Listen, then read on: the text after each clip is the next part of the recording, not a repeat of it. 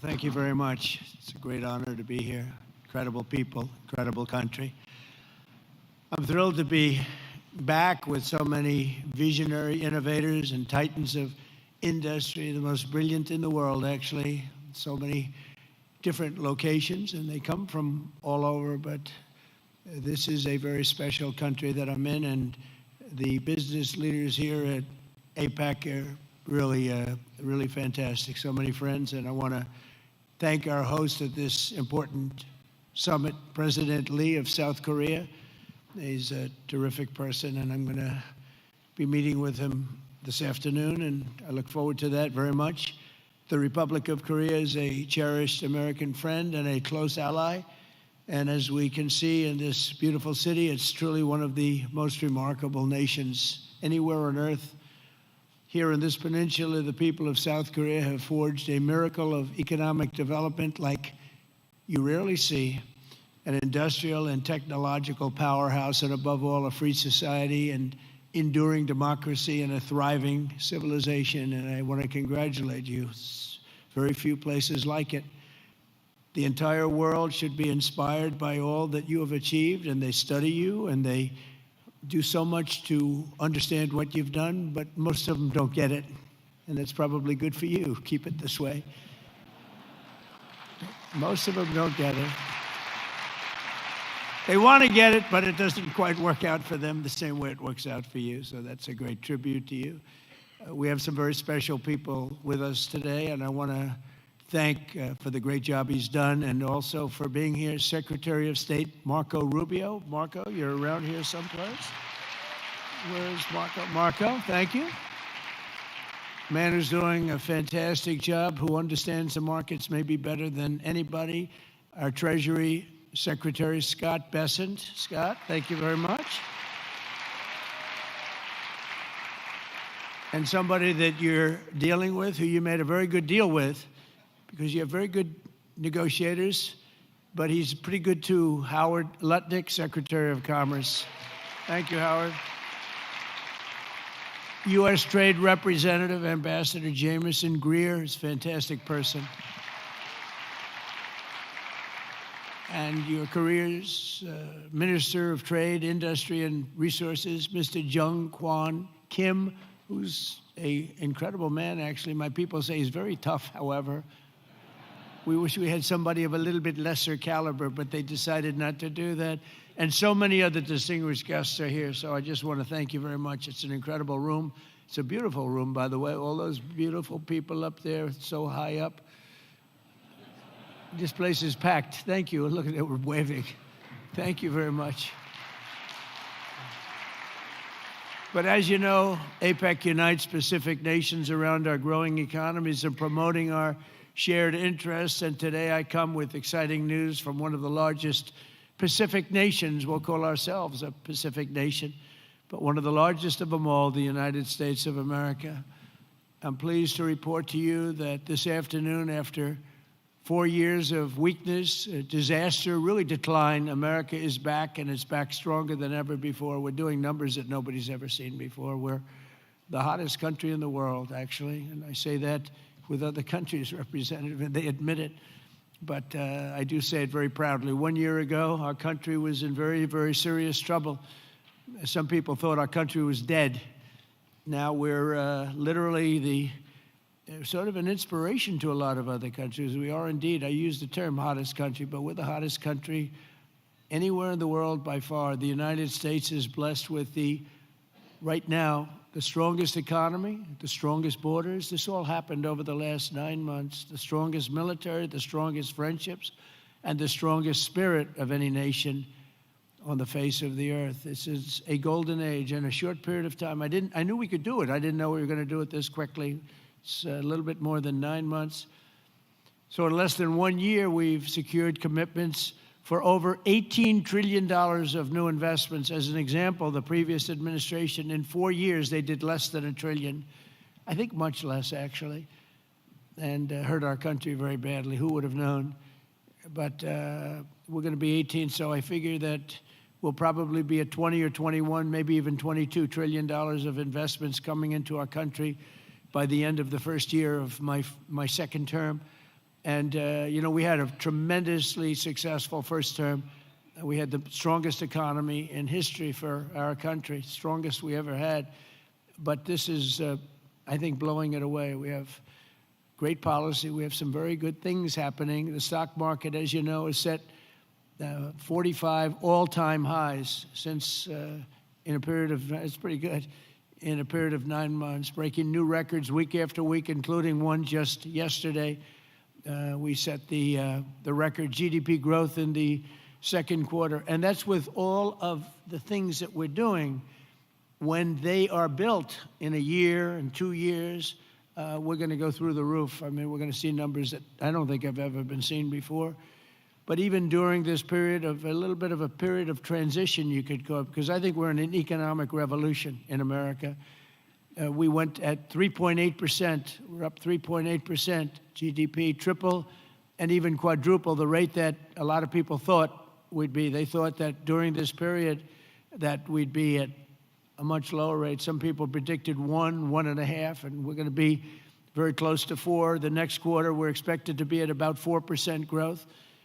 And after that, I mean, I can't even predict, because when all of these factories that are moving in, the car plants are moving in. Yesterday, I was with Mr. Toyota in Japan, and he's just announced he's going to spend, they are going to spend $10 billion, and they're going to build new car plants, and they're going to build them in numerous states, about 6 or 7 different states. And we're bringing our car industry back. We're bringing AI. We're leading everybody in AI. We're leading every nation in AI by a lot.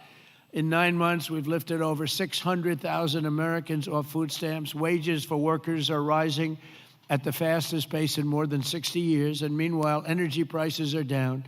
Gasoline prices are down, grocery prices are down, mortgage rates are down, despite the fact that we have an incompetent head of the Fed. He's incompetent. I call him Jerome Too Late. He's always too late.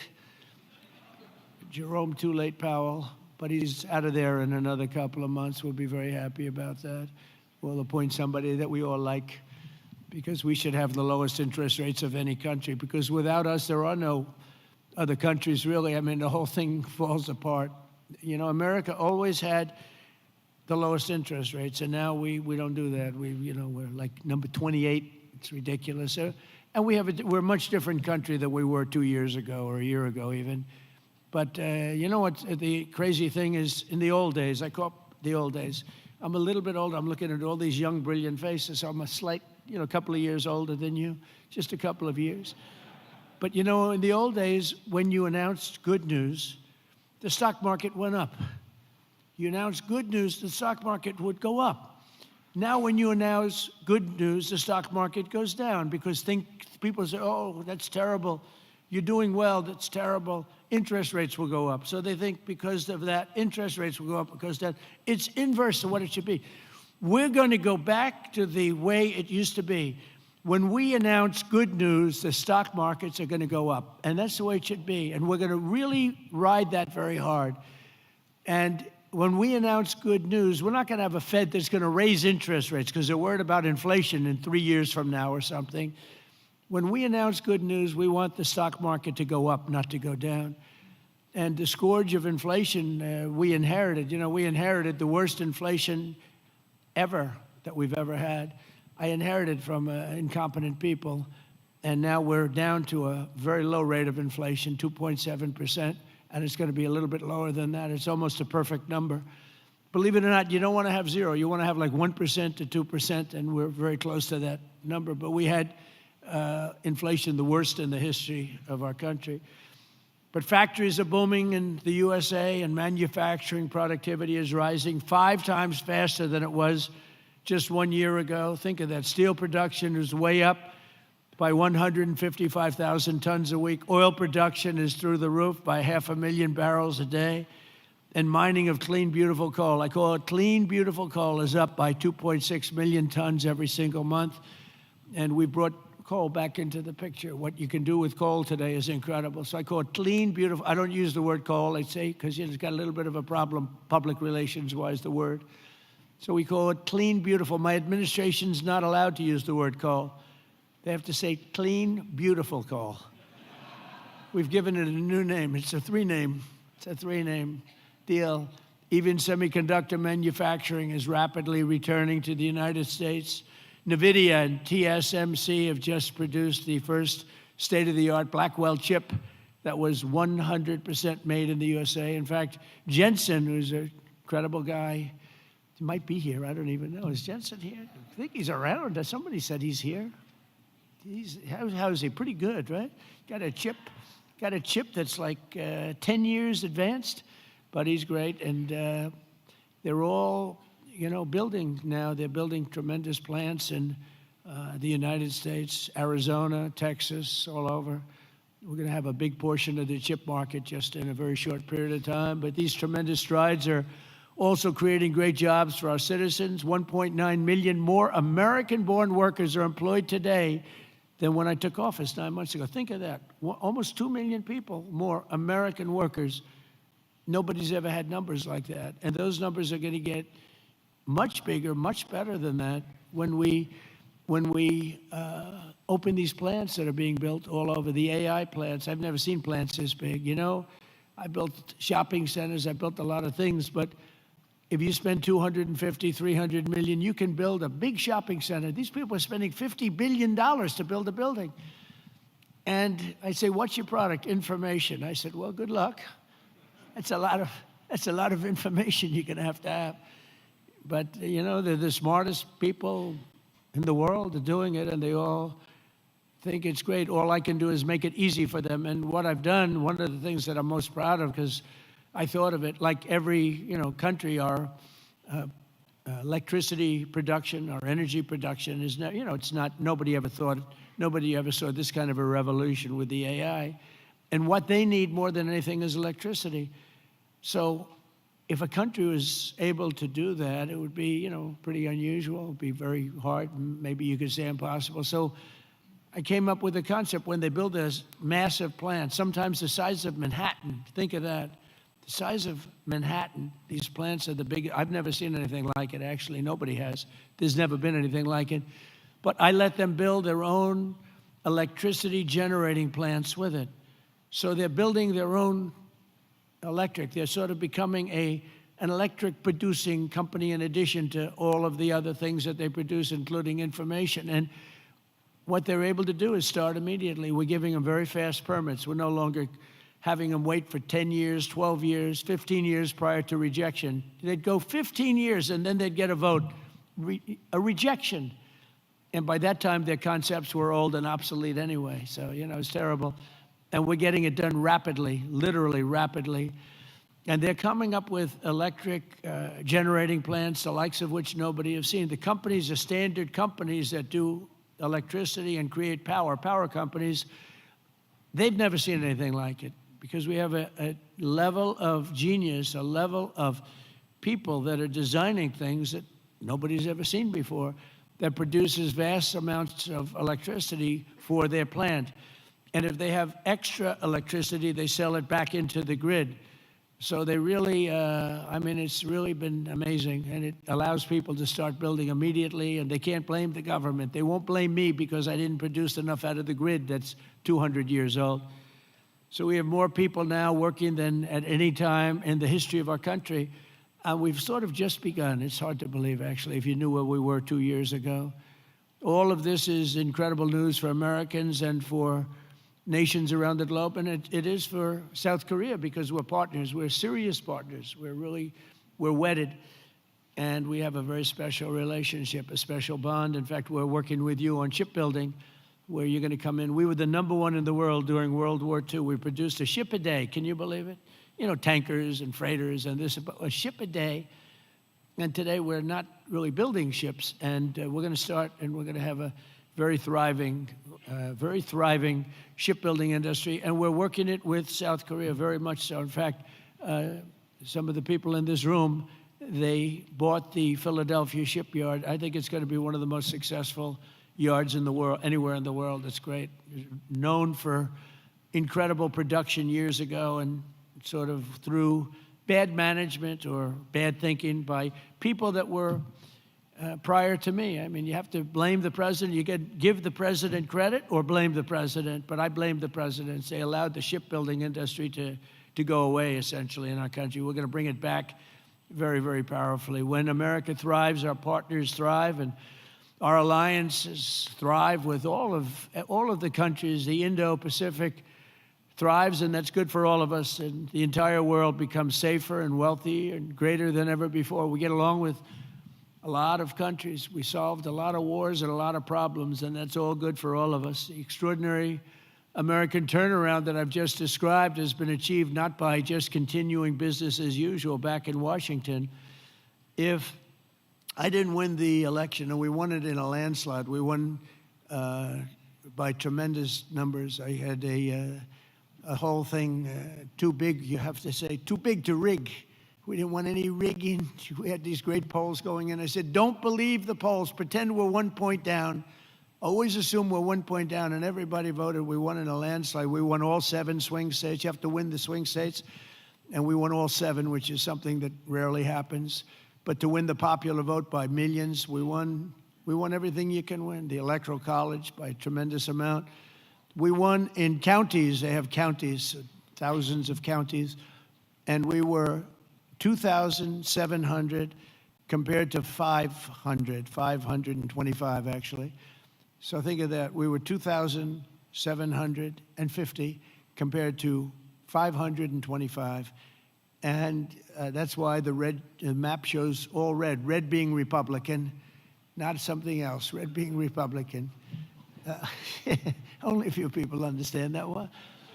My administration has rejected the old model of incompetent government that punished success and rewarded failure and made building anything almost impossible. When you come into our country, and many of you are doing that, but when you come into America, you're going to get service like you've never seen before. Quick permits, and we want safety, we want great environmental, we want everything good, but it's going to go quickly. We're rewarding those who build and create and hire and invest in the USA, and we're making America the best place on earth to do business, and that's what it's become very quickly.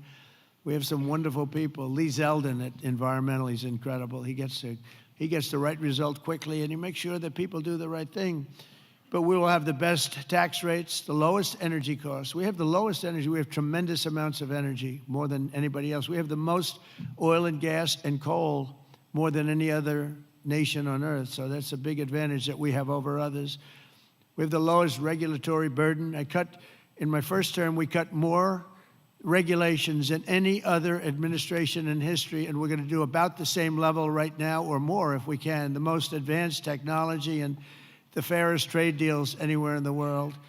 And for decades before I took office, our country was run by legions of bureaucrats who were always looking for a reason to say no. Why? How can we say no? They wanted to say no.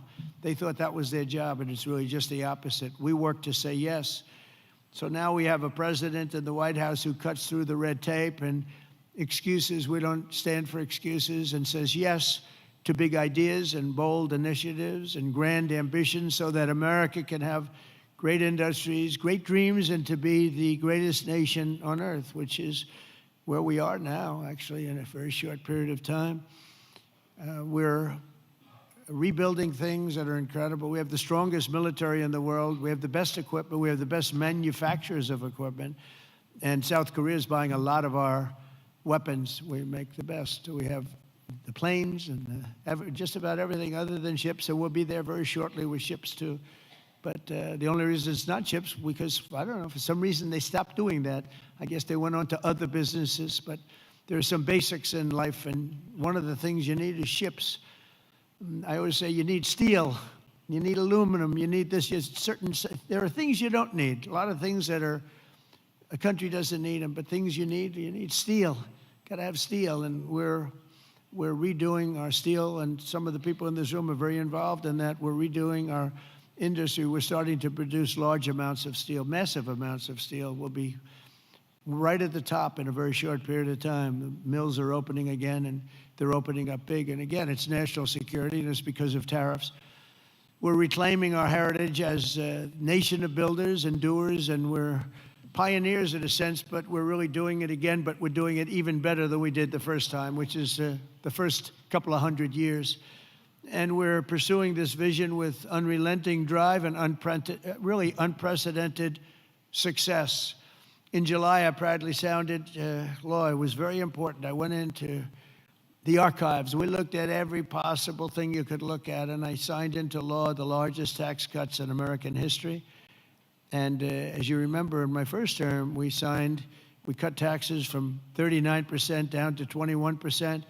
And now we've done even better than that, putting more money in the pockets of American families that make up the largest consumer market on earth for businesses and manufacturers like those in this room. Our tax law includes 100% expensing for all new factories, plants, and equipment. So that means you can write everything off in the first year. So that's like we had in the first, except this goes for a period of 10 years. Whereas the other was over a much shorter period of time. And I actually think that we had such tremendous success. I always said that was the single most important thing, the expensing, the one-year expensing.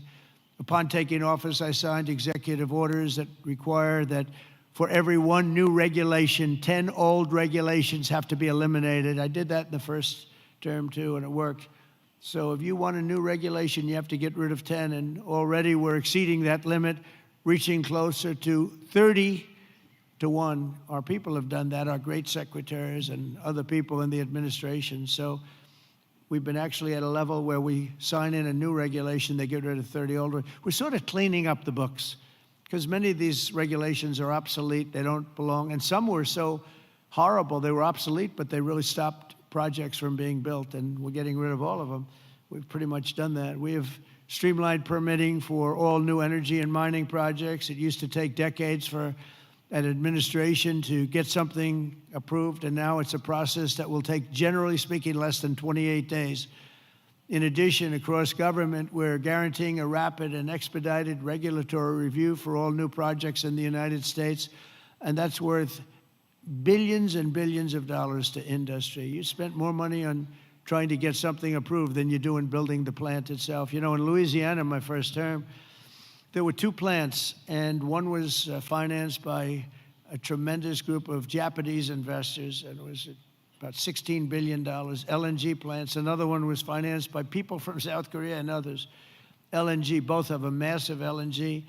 They were in the review process. One was 15 years, one was 16 or 17 years, and they were then told, forget it, we're not going to get it approved. So I came into government, I heard about it, and I love Louisiana. We did very well there. We did well in just about all the states, but we did really well in Louisiana. And so I got involved. The one plant that was in for almost 15 years, I got it approved in 1 day. 1 day. In fact, when we called the people to say that they got approved, they didn't know what the hell we were talking about. They said, you got it approved. We sort of gave up on it. I said, no, you don't have to give up. We got it approved. The other one took me a little bit longer. I didn't do as good a job. It took me 1 week. And they got approved, and they got built. They're massive plants, and they're doing unbelievably. They're like setting records, LNG, big, it's like the Empire State Building lying on its side. And all I know is, I looked at it.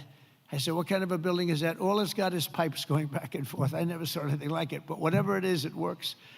And they've been very, very successful. But think of it, 14 and 15 years, and I got one approved in 1 day and one approved in 1 week, and they've been doing great, and they've been good for the environment. I've shrunk the size of government for the first time in many years since January. 100,000 bureaucrats have left the federal payroll. You've probably seen that. So we're creating real jobs. We're getting rid of wasteful jobs. 2.5% this quarter compared to 1 year ago. It was going through the roof in the previous administration. And in stark contrast to 4 years ago. I mean, if you look, 100% of all new jobs created in America under my administration have been created by the private sector. Think of that. The government created no new jobs. The private sector created the record number of jobs that we're talking about. That's a country. That's really a success. It's easy to create government jobs. I could say, add a lot of people to your payrolls. I can fake up the numbers if I want, but that's not the way you build a great country. You don't do that here, and that's not the way. But it's a good way to show good numbers, I'll tell you. You just tell everybody, hire a lot of people. That's what they used to do under the Biden administration. Under Barack Hussein Obama, you had, they'd say, hire a lot of people so we can make our numbers look good. I do the opposite. And we have real numbers. These are real numbers. There's truly no better time to invest in the USA. The results speak for themselves. Since the election, TSMC has pledged to invest $100 billion in the United States.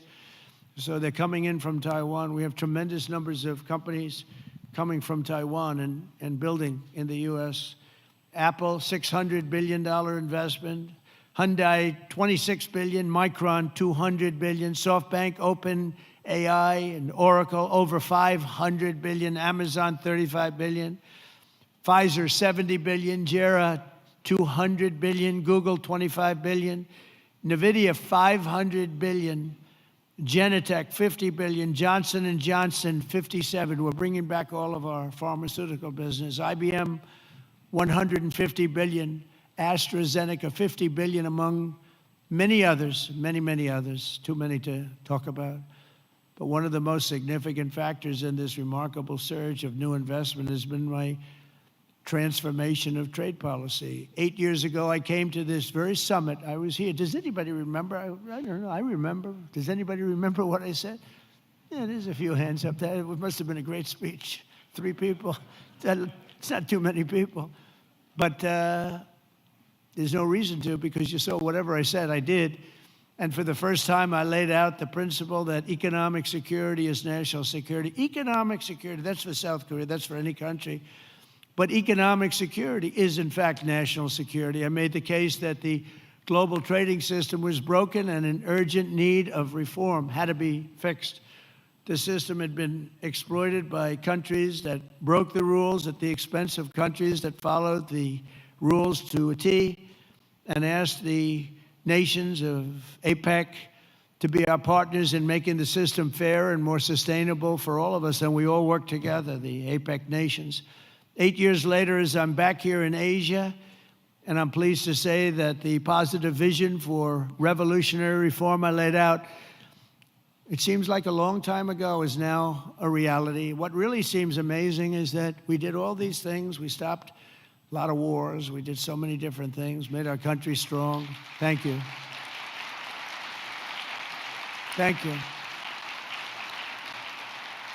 And the campaign seemed like so long ago, and I was reading something today in one of the journals, and they said, can you believe it? 1 year ago, I was campaigning to win. Think of that. It was about a week. In a week, it'll be November 5th. And November 5th was the election. I said, can you imagine that? Here I am, president. We've done so many different things economically, militarily, peace-wise, peace through strength. And yet, 1 year ago, it's not long ago, I was campaigning. We didn't win. We were campaigning, and then we had the election, and we had a great election. And the spirit in our country is like incredible if you compare that. We lost a lot of spirit in our country. Our country is depressed. They were very depressed, and they had a right to be. But around the world, we're signing one trade deal after another to balance our relationships on the basis of reciprocity. Very important word. On this trip alone, I've signed groundbreaking agreements with Malaysia, Cambodia, Japan. Our deal with the Republic of Korea will be finalized very soon, like moments or very shortly thereafter. These agreements will be incredible victories for all of us, because everyone is better off when we have stable partnerships, not plagued by chronic problems and imbalances. Probably you know that President Xi of China is coming tomorrow here, and we're going to be, I hope, making a deal. I think we're going to have a deal. I think it'll be a good deal for both.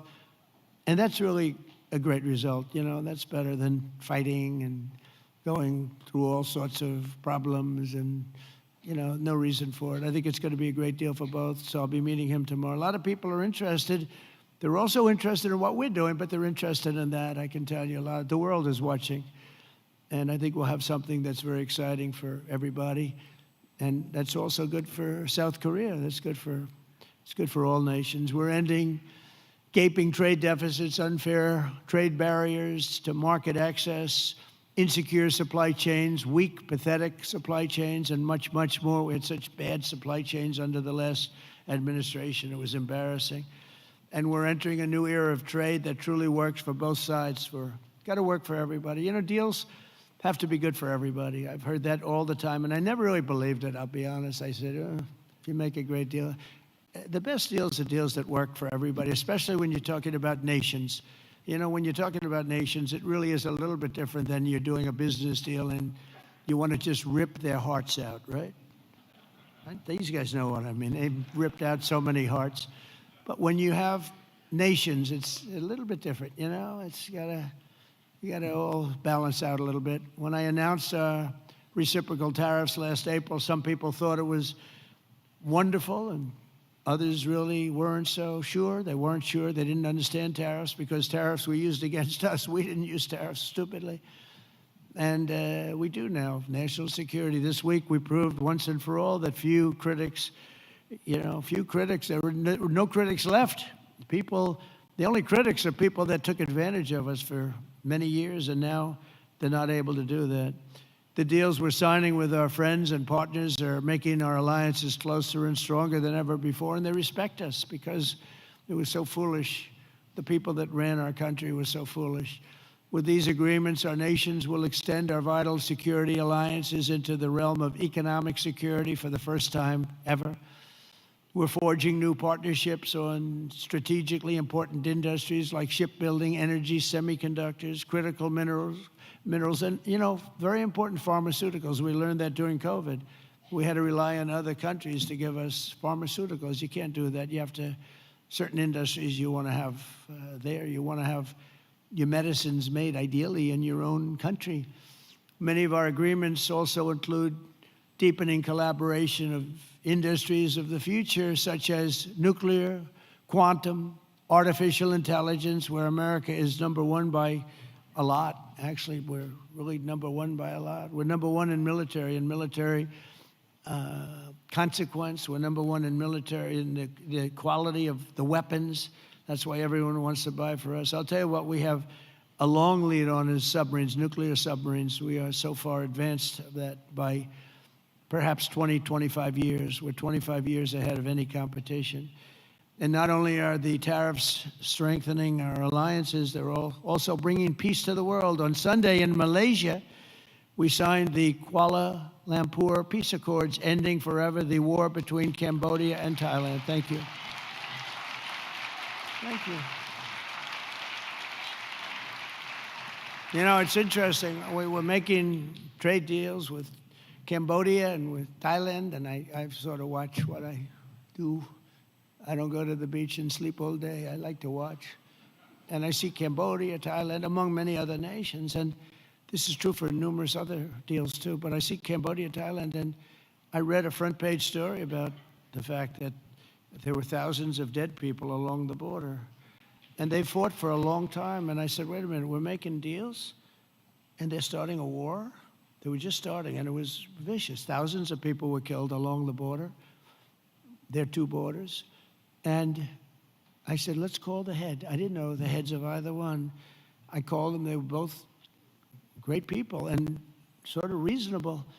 I said, listen, you want a trade deal? We're not going to make a deal with you if you're going to be in war. Then I called Cambodia. I called Thailand. I called Cambodia, back and forth. And after about 2 days, we ended up with the help of Malaysia. Malaysia was like a mediator. We used a beautiful facility in Malaysia because it was too hot. And I don't mean hot weather-wise. I mean it was hot. It was too hot with bullets flying all over the place. And Malaysia was fantastic, and they helped implement it. The prime minister was great guy. Just left him. And within 2 days, we signed a deal. And the two people came in, they were like best friends. It was a beautiful thing to see. We saved, probably millions of lives. They've had a tempestuous relationship I said, for how many years? 500 years. I said, that's a long time. That's a long time. But we think this is going to be, hopefully, I use the word everlasting. Same thing in the Middle East. We hope it's going to be everlasting peace. They've never had peace. They've 3,000 years, and we signed in the Middle East. But I've ended 8 wars in 8 months, and in many instances, trade has played a big part in getting those wars ended. On top of it all, tariffs now projected to reduce our deficit by $4 trillion over the next 10 years, and I think actually much more than that. That's national security, because you can't have deficits and you can't have debt all over the place. And it stops inflation and strengthening the dollar and ultimately balancing our federal budget, which I think we're going to do very quickly, only because of our policy of fair tariffs. And for any company that does not wish to pay the tariff, I say, you could build your factory in America. If you build your factory in America, there is zero tariffs. But, again, going back to the wars, it's so important. If you look at India and Pakistan, so I'm doing a trade deal with India, and I have great respect and love. As you know, for Prime Minister Modi, we have a great relationship. Likewise, the Prime Minister of Pakistan is a great guy, and the Field Marshal, they have a Field Marshal. You know why he's a Field Marshal? He's a great fighter. He really is. He's a great guy, too. And so I know them all. And I'm reading that 7 planes were shot down. They're going at it, and they're really starting to go. And it's a big thing. These are 2 nuclear nations, and they're really going at it. And I called Prime Minister Modi. I said, we can't make a trade deal with you. No, we must make a trade deal. I said, no, we can't. You're starting a war with Pakistan. We're not going to do it. And then I called Pakistan. I said, we're not going to do trade with you because you're fighting with India. And, 2 nuclear nations. And they said, no, you should let us fight. They both said that. They're warring. They're strong people, I'll tell you what. Prime Minister Modi is the nicest looking guy. He says, and he looks like you'd like to have your father, he's a killer. He's tough as hell. No, we will fight. I said, whoa, this is the same man that I know. But after a little while, and they're good people, and after literally 2 days, they called up and they said, we understand, and they stopped fighting. How is that? Isn't that amazing? Now, you think Biden would have done that? I don't think so. Most people wouldn't have thought of it, but, they wouldn't have thought of it. No, but here we are, we're doing deals. So you add an extra sentence, and you say you have to stop shooting at each other. 7 planes were shot down. You have to stop the war. And they stopped the war. And if it weren't for the tariffs, I said I was going to put 250% tariffs on each country, which means that you'll never do business. In other words, there's nothing you can sell for 250%. That means that's a nice way of saying we don't want to do business with you. You don't have to say that, because that's a nasty, we don't want to do business. No. You say we're going to put 250% tariffs if you don't stop the war. And they understood that, and within 48 hours, we had no war, no people killed. I mean, it's makes me feel so good. It's we saved millions and millions of lives with all of them. Azerbaijan. If you look at just take a look at that one. That was going on for, I think, 38 years, right? And President Putin called me. He said, it's amazing. We couldn't get that war stopped. 38 years it went on, millions of people killed, and we got it done. And the 2 countries came in, and they were in the White House, and they started off here. And they got closer. After an hour, they were hugging each other in peace. It was amazing, actually. It was beautiful to see 2 very good countries, 2 very good leaders. One was there for 22 years, one was there for 7. And they both said, my entire political life, all I did was shoot people on the other side. And we got it closed up. And we did that 8 times. The only one I didn't do is Russia, Ukraine, but that'll get done too. That'll get done. I thought that was going to be an easy one because of my relationship with President Putin. He turned out to be a little different, but I think it'll get done. It would have never started if I were president. That war would have never, ever started. So we've used trade to create peace in a lot of different locations. We also solved the war in Africa, Congo, Republic of Congo, and Rwanda. That was much smaller to do with trade, more to do with common sense. They were fighting for years. 10 million people were dead, and we got that one done too. So we did a lot of them. We did 8 in 8 months, And I think the other one's going to come along. I really think so. I thought that would have been one of the easier. Who would have thought we created peace in the Middle East but didn't get Russia and Ukraine? Because peace in the Middle East was undoable. They're looking, they're shaking their heads. It was undoable. We got it done. 3,000 years, okay? They never had peace. They never had anything like it. We have all countries signed up, and the level of spirit and everything. I think it's going to hold for a long time, hopefully forever. Hopefully that's an everlasting one, too. So in conclusion, at some point in your careers, every great business person and CEO in this room today has faced critics who said reform, innovation, and bold action would only lead to a total disaster, but none of us would be here if we had listened to the small minds with no vision. These are small minds with no vision. They had no understanding of success. They had no understanding of life and death. True success comes from having the confidence and the courage to prove the doubters wrong. And oftentimes you'll go the opposite way of almost everybody, and you'll be the one that's right, and the others will be the one that's wrong. And that's where you have your greatest successes. And that's what America and our Indo-Pacific partners really are doing this week, and what our businesses and entrepreneurs do each and every day. That's what you do, the most successful people in the world. Together, we're solving the challenges that no one before us has ever been able to solve. And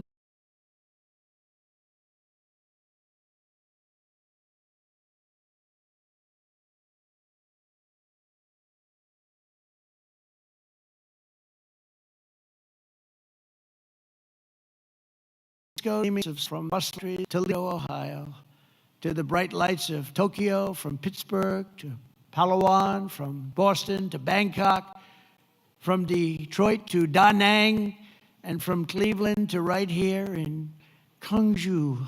Nice place. Did I do good with that one? Did I do okay? Gyeongju.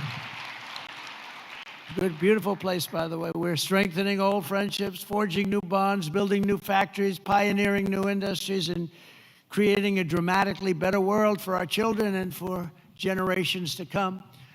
Together, we will build a future of strong, independent nations on both sides of the vast ocean, joined by our common interests, united by common values, and reaching constantly toward a richer, safer, and more peaceful Pacific with fairness, persistence, and common sense. That's such an important two words. We will build together, we will trade together, we will prosper together, we will thrive together, and above all, we will win, win, win together like never before. We're going to have an incredible relationship together for generations to come. And I just want to thank everybody in the room. I know so many of you, you're incredible people. God bless you. God bless the nations of this great region, and God bless America. Thank you very much, everybody.